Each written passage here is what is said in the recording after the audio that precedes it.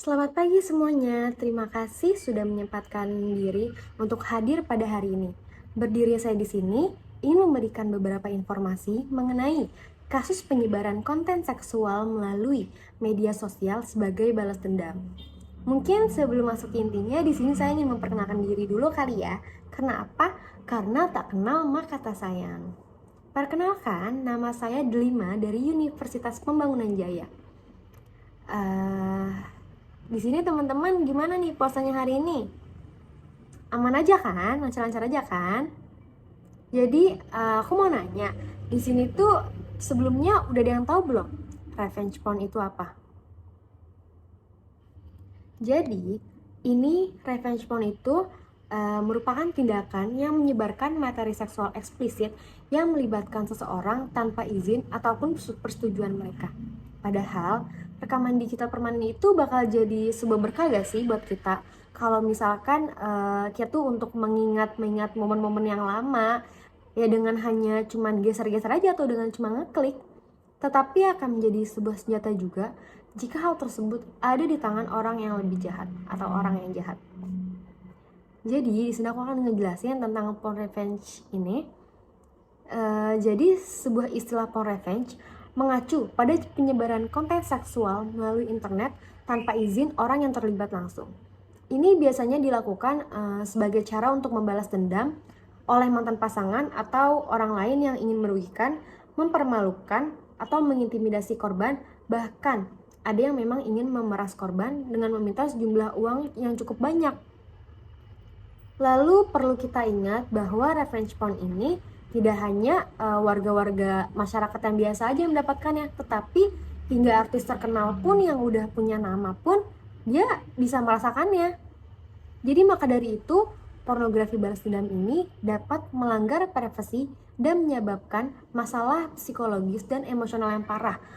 Korban sering mengalami depresi, stres, dan bahkan berpikir untuk bunuh diri.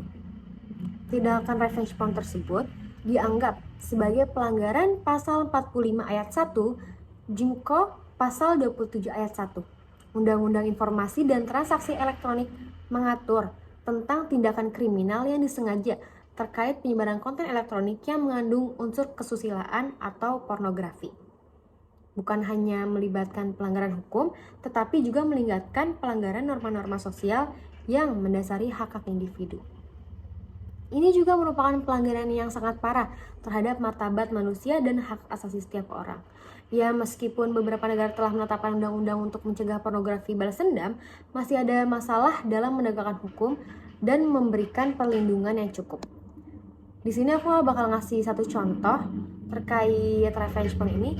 Jadi ada contoh kasus siswi SMP 13 tahun yang masih 13 tahun di Cilacap jadi korban revenge porn dengan pria yang dikenal di media sosial.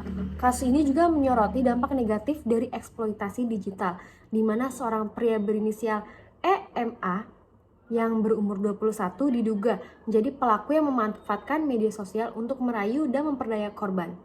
Pasti di sini kita udah nggak asing lagi kan dengan media sosial yang gampang, yang sangat mudah untuk kita akses dan ketemu orang-orang yang di luar sana. Walaupun kayak di luar kota atau luar negara pun kita gampang kan buat ngakses dengan berkenalan dengan orang lain. Makanya di sini kita juga harus hati-hati dengan orang-orang yang ada di media sosial. Jadi di analisis berita tersebut membuka jendela pada kronologi peristiwa, dimulai dari perkenalan di media sosial yang berkembang menjadi komunikasi yang intensif, dan berakhir dengan pemerasan melalui ancaman menyebarkan foto telanjang korban jika tidak membayar sejumlah uang. Kasus ini memanggil para masyarakat untuk bersatu dalam membangun kesadaran akan dampak serius tindakan revenge porn dan mendorong perlindungan yang lebih lanjut, dengan efektif dalam dunia maya. Saya turut menyuarakan bahwa saya tidak setuju dengan tindakan revenge porn tersebut, dan saya menghimbau pada teman-teman untuk terus mendukung perlindungan hukum yang lebih kuat bagi korban pelecehan pornografi. Tak lupa untuk saling mengingatkan bahwa penting bagi kita untuk meningkatkan kesadaran publik tentang pentingnya menghormati privasi orang lain, konsekuensi yang ditimbulkan oleh revenge porn. Sebagai individu, kita dapat melakukan beberapa hal untuk melakukan pornografi pembalasan, seperti menjaga privasi secara ketat baik di internet maupun offline, mendorong korban dan memberikan dukungan moral kepada mereka yang terkena dampak pelecehan pornografi, melaporkan pelecehan pornografi kepada pihak yang berwenang, lalu memperjuangkan keadilan untuk korban.